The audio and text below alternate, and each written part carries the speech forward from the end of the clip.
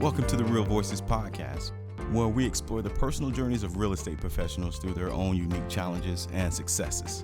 Real Voices is brought to you by Equitable Title and Escrow, providing a better approach to title and escrow through team support and innovative services. Welcome to another episode. We have another great guest with us. We have Woody Livingston with us. Thanks so much for joining us, Woody. Thank you for having me. Appreciate it. Hey, we've had some great conversation beforehand. I love what we were talking about before, but I just wanted to start off with just trying to get to know you a little bit better about who you are as an individual, what brought you into the industry, who you're with. Can you tell us a little bit about yourself and your industry?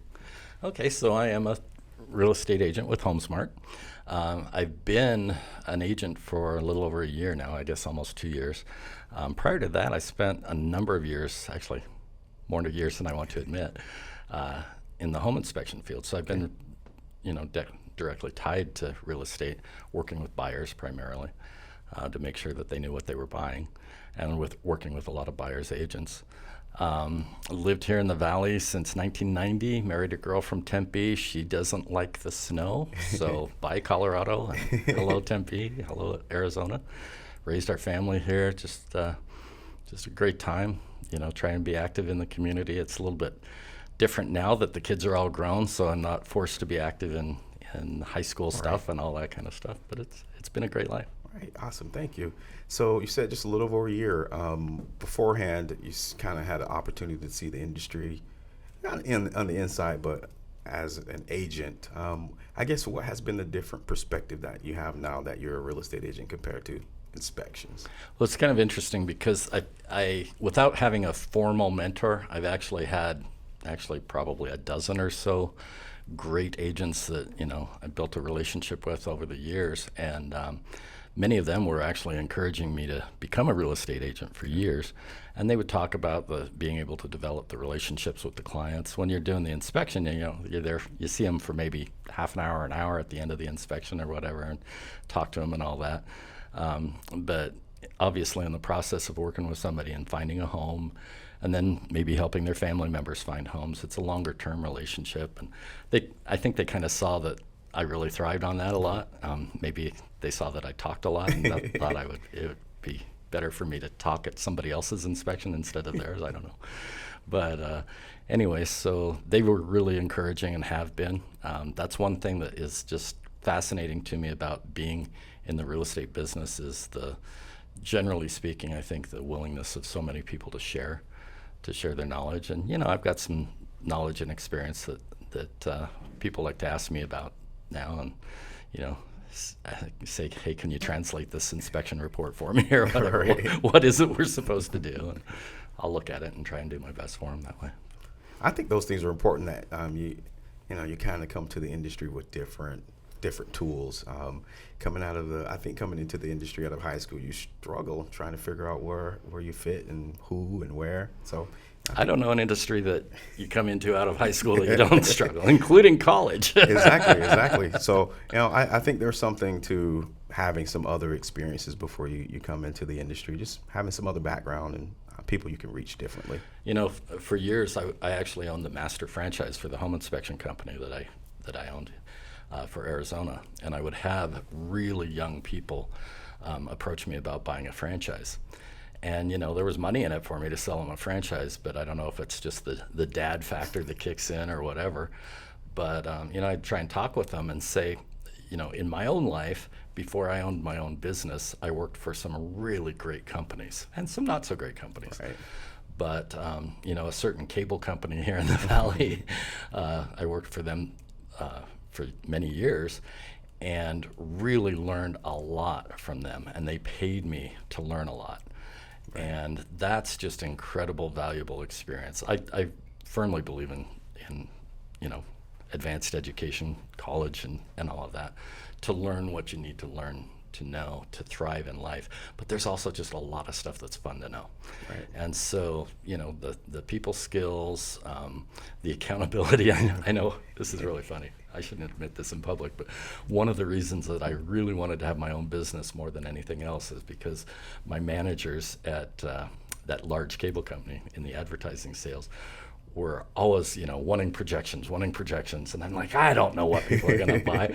And I thought, Right. if I get rid of that, then I won't have to have that anymore. Guess what? As soon as you own a business, you got to know. You got to be Right. figuring that out. For sure. And it's more important than ever. So I would really tell anybody that's really young thinking about going into the business, it's a phenomenal business to get into. But there's all kinds of things that you can learn in other places. And if you do decide to go to school and get your license, that's great. But don't let that, and it doesn't matter at what age you are, don't let that be the end of your education on it. The law requires you to have a certain amount of continuing education, but you can learn so much from people. And I would say, find those people that are willing to give you their knowledge and pump them for all the information they'll give to you, Right. and listen to them, and then do what you want to do anyway. But at least listen to them, prove them right by doing the opposite. I hear you. So you mentioned something a little bit earlier, that one of the reasons they were telling you to get in was because of the people, as the relationship building aspect. So you're not like a cold caller. You're not on the phones pounding out the phones all the time. How does that? It's really funny because right when I got in the business, excuse me, one of the agents that was mentoring me told me about this affiliate that did great things and everything. Hey, you really need to get in touch with them. So I did, and they said, hey, by the way, we know about this great website and all that kind of stuff. And I said, yeah, that's great. Well, it is just flat out too much. I own it still. I'm still paying on it every month, but it is so much more of the, just generating massive numbers of leads and being on, and I'm just not that. I tend to, as you've started to notice here, I tend to open my mouth and talk to people, and I'm not too shy about that. And that's where I've, been finding my clients is just people that I know, people that I meet. My wife and kids tease me because back when I was growing a garden a lot, I would have a whole bunch of tomatoes, and I'm like, well, what am I going to do with these? So I throw them in a paper bag and bring them around the neighborhood and see somebody on their way into their house. You need tomatoes, and that kind of stuff. And it's just fun. You get to know people and all that. And really, in the process, especially now working with buyers, where it takes so much to really find a house for most people, you get to know them, and you get to love them, and they become dear friends. And I'm old enough that a lot of my clients have been kind of like adopted kids after a while, and my kids will probably be upset when those people get Christmas presents and my kids don't. I don't know. Well, Anyway. I can appreciate that. A lot of the times, especially coming in early on, the thought is that you have to make all those cold calls, and that's how you have to build your business, and that's how it's built. But I just appreciate the aspect of it really is a relationship, long-term business, and cold calling new friends is a really hard way to find new friends, right? Yeah, I'm not one to call up my friends, and I've been kind of shy about it. And I've got a couple of responsibilities in my community and my church and things like that, and I do not want to leverage my faith for food, money. That's I've owned my own, been in business for myself for decades and never done that.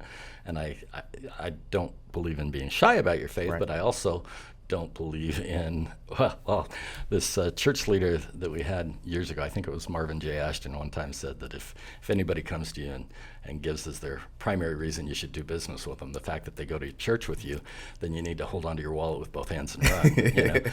And I kind of firmly believe that. And that's part of life too, is just meeting people of various faiths and backgrounds, and just I've made Muslim friends that were refugees, and just hearing that experience and all that kind of stuff, and people that look just like me, like you and I look just like each other, and we have so much in common because of that. But that's what makes life fun, and being able to really represent people, and sometimes seeing through some of the garbage that's out there in the world, and saying, okay, in order to represent this client well, I'm going to have to be a little bit of a bulldog for him, and maybe push things a little bit better, because the way the world's set up, it doesn't really favor them. We got to make sure that they're on that equal footing, and protecting them that way, and advocating for them that way. It's kind of fun. I appreciate that. Thank you. So outside of the everyday challenges, finding homes for your clients and those type of things, what do you think is kind of your biggest struggle right now, where are you feeling your biggest frustration is? With my industry or in my life in With general? with your industry. Are you Dr. Marlowe here? Now we can get to life a little later. You're getting a new, But just in the industry, career just kind going on here. of what's frustrating for you? You know what? It is interesting. I've met a lot of people that just say, houses, and mostly people that have been around the block a little bit with me, that say, houses are so expensive right now. I'm going to wait. I just need to wait until, the prices come down. Well, 15 years ago, nobody thought that way, right? Because nobody had ever seen prices come down. Then we had that, tumble. Right. Well, I'm old enough again. I remember 1990, and we had a little thing called the savings and loan crisis, and things went down. So things do go up and down. But trying to help people understand now, again, because you care about them, that there's a lot of forces in play right now. And interest rates are really low. Tons and tons of people are moving to Arizona. There's tons of demand for housing. And guess what? I think everybody that pays attention to anything knows that inflation is either solidly here right now or coming. And the cost of everything that goes into building that house is not going to go down. Right. So you have the chance to lock in your housing costs for 30 years pretty well. Right. And, have that part of your life be secure. You probably ought to think about doing it. Make sure you're in the place that you want to be for the next X amount of time. And it's probably more urgent now that they do that than it has been in many years. And that's kind of the thing. And most of my clients kind of see that, understand that. But we're all human. That leap of faith. Yeah, we're all human. We get the sticker shock.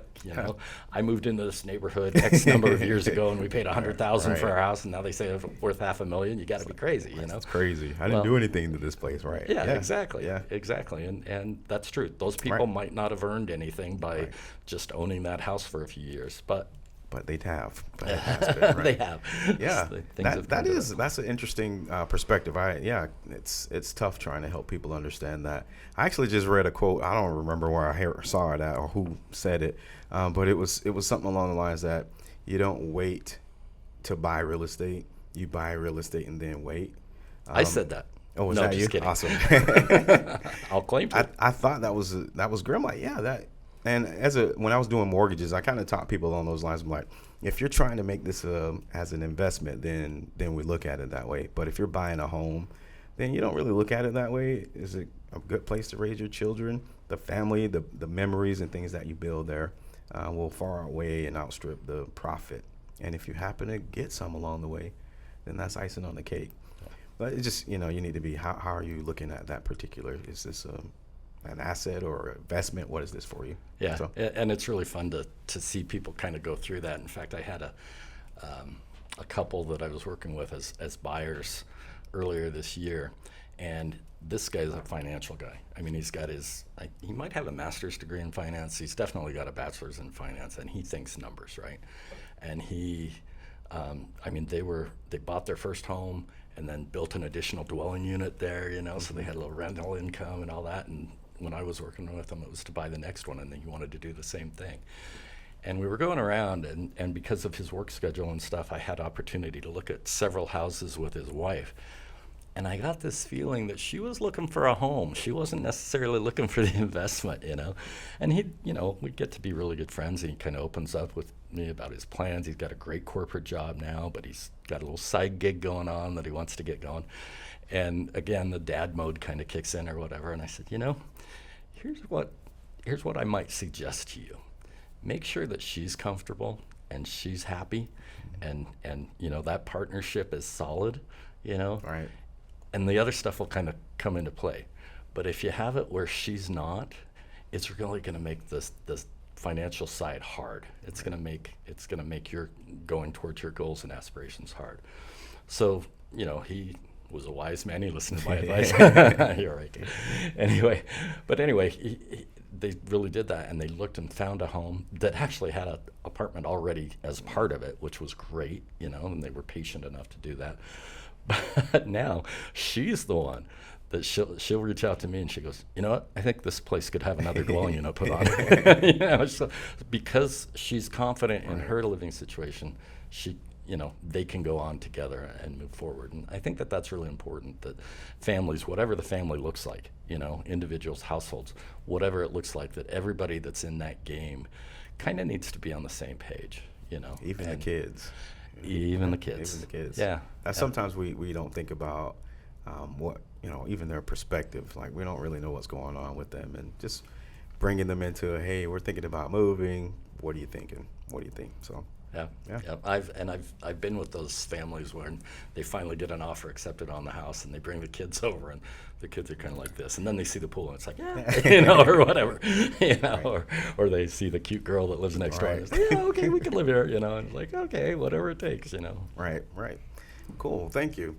So just kind of talking about family, I like to kind of discuss a little bit about your upbringing and what it was like for you, and who you looked up to as a kid. What was that like for you when you're, you know, taking back to as a kid? Who was it that where you're like, man, I want to be like that person? You're going to get me all emotional here. So I think they invented a lot of words to describe my family after, you know, I'd grown up. Back in the day, my mom had some mental and emotional issues. She was called manic depressive then. I think they'd call it bipolar now. She was sweet. There was you know, never any of the real bad stuff that I know does happen. My dad was also alcoholic, and so that just had a lot of uncertainty in my life. And there were some amazing people, church friends that just kind of drew me in, and my sister in, and different families or whatnot, and my brother. And we all had that. But as I've gotten older, I've also realized that extended family was incredible. Both sets of grandparents were incredible. I don't remember either set of grandparents criticizing who their child married, right? Which in that kind of situation could be a lot, right? And I don't even remember my parents putting us in between. You know, they ended up getting divorced and all that. And I don't remember that. That may have happened some, but I don't remember that. But as I've gotten older, and I will answer your question, I promise. As I've gotten older, just realizing that both of my parents did the best they could has been incredibly liberating to me, and I appreciate them more. My dad's been gone now 10 years. My mom's been gone almost, 25 years or so now. But I appreciate them more for doing the best they could. And so really those people, the people you ask on who I really admired, even still, I just kind of want to be a dad. Now I get to be a grandpa, which is really cool. But growing up, if you were to ask me what I wanted to be, everybody wants, back then, and everybody wanted to be a cowboy for a while. Everybody wanted to be a football star. Everybody, for a little while, I never even dreamed I would be a rock star. I just didn't have that kind of rhythm or voice or anything. But everybody wants to do something like that, But really, the one thing I just really wanted to make sure I did was being a dad, and that has absolutely brought the most joy in my life that I can. So much so that, like I say, now I meet people that are a little bit younger than me, and it's kind of like, okay, here's the adoption paperwork. Every once in a while, I'll meet somebody that's quite a bit older than me, and I'll want to be adopted. So. Right. Thank you for sharing that. I appreciate that.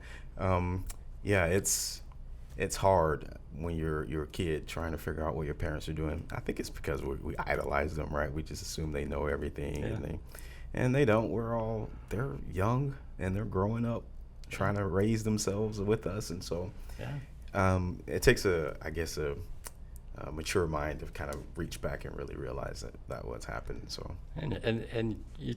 a mature mind, you could also say old age, but you just realize that things go on, and then a little bit of experience. You don't have to look far. I don't care what stage of life you're in. You don't have to look far to find people that have it harder than you, or at least that you're not willing to trade your troubles with. Right. To really to recognize when you're blessed. And I've been married for years to the most incredible woman that has just been patient with me and everything, and just a lot to be thankful for. And it's great, in the day and age that we live in now, to be able to have a lot of the artificial barriers broken down and see people in whatever family situation they've decided to create for themselves. or maybe they're transitioning from one family situation to another, and to see them do that and still realize, that, wow, they're a child of God just like everybody else, and they're doing the best they can. And one thing that my dad taught me early on was just don't do anything that hurts people. Do no harm. You might not be able to help anybody, but make sure that you don't hurt them. Right. So. It's a good motto. Yeah. Right. I thank you. I appreciate that. Appreciate it. So I sound, I like to ask, what are you most proud of? But I get a sense for you, just your family and what you're able to do there. So just I want to talk about maybe something that you've learned along the way that maybe changed your thoughts, life, someone you've run into that maybe just made you think a little bit different about where you were going. There's something you can think of? Oh man, so many.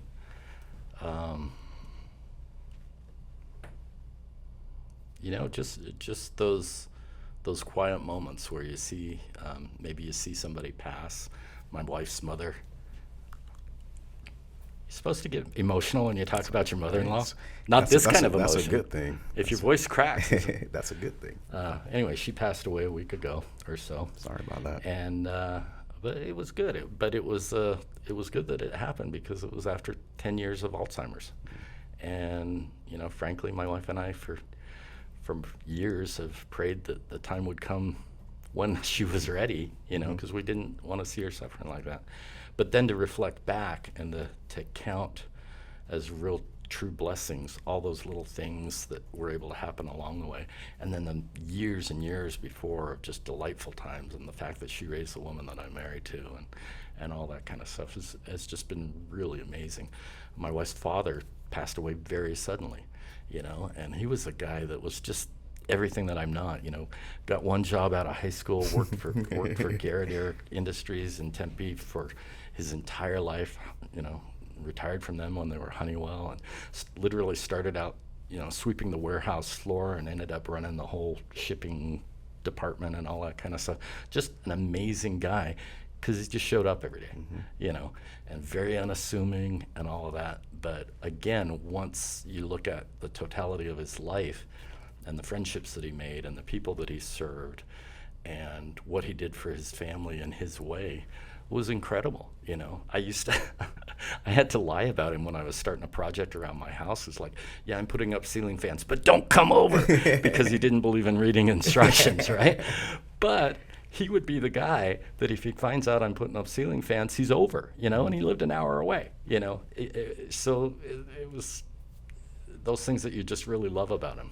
And so I have no idea what you asked me. No, before. Those were the lessons. The lessons. So those are, again, just watching people. I like to let people know you have no idea how many people are watching you, like from afar, close up. Every little thing you're doing. I just had an instance in the grocery store the other night. It was a case of mistaken identity. Guy thought I was looking at some girl. He's like, man, I saw you looking at that. I was like, what did he just say? And as I walked out the door, I'm like, man, he thought I was just checking out that girl. I don't know what I did to make him think that, but I realized that, he was across the store and he saw something, how much people are watching you in the just most unassuming things. And so I think you should just always be on. If that's who you want to be, you always need to be on. You got to be on, but you got to be on the true. Right, exactly. You got to, so I'm a member of the Church of Jesus Christ of Latter-day Saints, and grew up with an alcoholic dad. And when I was in high school, he was going through DTs, sobering up, and we lived in a tiny little town, and guess who went and bought him his pint of Sunnybrook whiskey so that he'd get through it, right? And back in that day, you could. Right. The teenage kid drove up to the one liquor store in town, and they sold it to me. Right. And for all I know, they knew who my dad was and knew, he's probably about right. There's that time. And then, I have gone in where other people were just really, really sick and needed, some cigarettes or something, And I thought, you're walking out of this smoke shop or walking out of whatever, and you just bought a pack of cigarettes or whatever. Is anybody going to see you? And I thought, well, the one guy that's going to see me, that it really matters, knows why I'm doing it. Right. So who cares? Then who cares, And I hope I don't hurt anybody's feeling or anything like that. You don't want to go out there and be in somebody's face, but you try and do what's right, you know. One time I worked for a really, you think I bounced around all over the place, which I kind of did, I guess, for a few years. But I worked for a huge company, and they put us through a week of ethics training, and we had to literally all fly into their main area and sit there and watch videotapes. That shows how long ago it was. Watch videotapes on ethics training. They didn't even have anybody there to do it, right? And at the end, the chairman of the company, the guy whose last name was McDonnell, as in McDonnell Douglas, tells you it was, comes on and he says, you know, about all of this matters is that if I'm sitting on the couch watching 60 Minutes and my mother's on this side and my daughter's on this side and they have a story about me, I want to be able to sit there and watch the whole show with them. I don't have to change the channel, you know? And that's kind of really what it comes down to. And when you're blessed to have people you care about in your life that mean something to you and what you represent means something to you, then it helps you to make the right decisions, you know? And we're in a business that, you know, you're going into other people's houses, you're a guest in their home, you need to treat their property with respect. You know, you sit down and you're going over things that really matter to people with the contracts and things like that, and you just really, really got to think, okay, if somebody was to, you know, if my entire family was to watch this, would my mother slap me? Would my daughter cry? You know? So, That's great. As long as you can keep your mother from slapping you, you're doing pretty good in life, I think. So. I like that. I like it. I think it was something you posted. You were mentioning your dad. And I think you said that he quit drinking every Sunday. Was that you who said that? Maybe it wasn't. I'm sure it was. I'm sure it was something you posted. I post stuff about my dad. And it was. I think it was something along the lines that you said he stopped. He quit drinking like there was a point in time he quit. Well, there was. I mean, and when you're a child of an alcoholic, you think that there's going to, hopefully you're thinking that there's going to be a time when if dad just wouldn't drink anymore, my life would be perfect, right? In fact, I remember when my parents kind of announced to the family that they were getting divorced, the one person that was really honest about it, I think, was my aunt, my dad's little sister. And she was really upset by it. And she knew she was the house that we would go to, you know. She was the evacuation center we would go to, my sister and I, when things were too bad, you know. But she was upset about it. And she says, well, what do you think about this? And she's sitting there smoking a cigarette. And she was like the dean of the business school at University of Colorado. She was an accomplished woman in the 1970s. That was something. So she's sitting there smoking the cigarette. What do you think about it? And I said, oh, I don't think dad will drink anymore. And she laughed. She put down, she goes, look, I knew your dad before he ever met your mother. Right. He drank that. You know, it's going to be like that. You know, so, you know, dad wrestled with it, but he got to the point where those times were longer and longer in between. And he gave us those times, and Alcoholics Anonymous gave us those times, and God gave us those times where we could really bind. And he was out there. I mean, he you know, in Alcoholics Anonymous, you don't have to be as anonymous these days, I don't think, as they did back then. But you know, he was willing to like have his picture in the newspaper at a halfway house he was managing and stuff like that. He was willing to go out there and do it, and I'm really proud of him for that kind of stuff. I appreciate that. It just, when I read that, I was like, man, that's just you never stop. You just keep trying, right? Every day.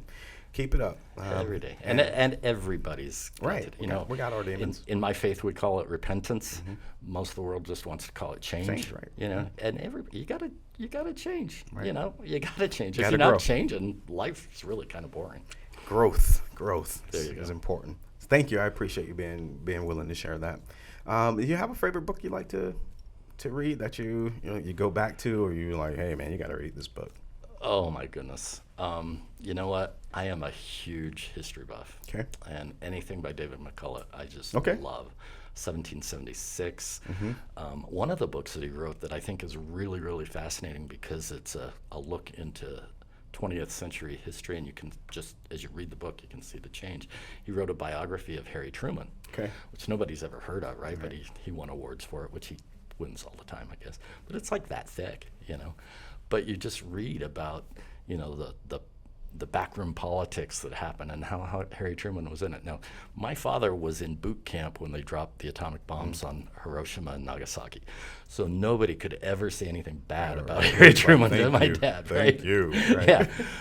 But you see that, he was having to play the political games. Great president, had to play political games and stuff. And then you just kind of see what the country went through. And I think historical perspective is important for people because we see, like people that are 45 now that remember when they saw their friends, or maybe they were the ones that lost their homes when the market fell apart now. That's kind of important to know that kind of thing can happen, But you can see that I never knew that he almost nationalized the railways after World War II because there were strikes. You just hear the war ended, and then it was the baby boom, and all this great stuff happened, right? It was tough times. So, I love anything by McCormick. 1776, where he's talking about George Washington, is just amazing. Cool. We've had the opportunity to go to a lot of those places and just kind of feel that there's some really amazing things that happened in our country's history. So, cool. Awesome. I appreciate that. Well, I appreciate you coming on. Had a great discussion with you. Where can people find you? Well, Woody Livingston, HomeSmart Realty. I'm on Facebook. I've got a website, woodylivingston.com. What about your phone number? Oh, phone number. Okay, yeah, I do have one of those too. 602-206-9957. I'd love to talk to anybody. Awesome. I appreciate you coming. And I promise not to talk as long as I made you talk. Thanks for coming on. I appreciate it, man. Thank you.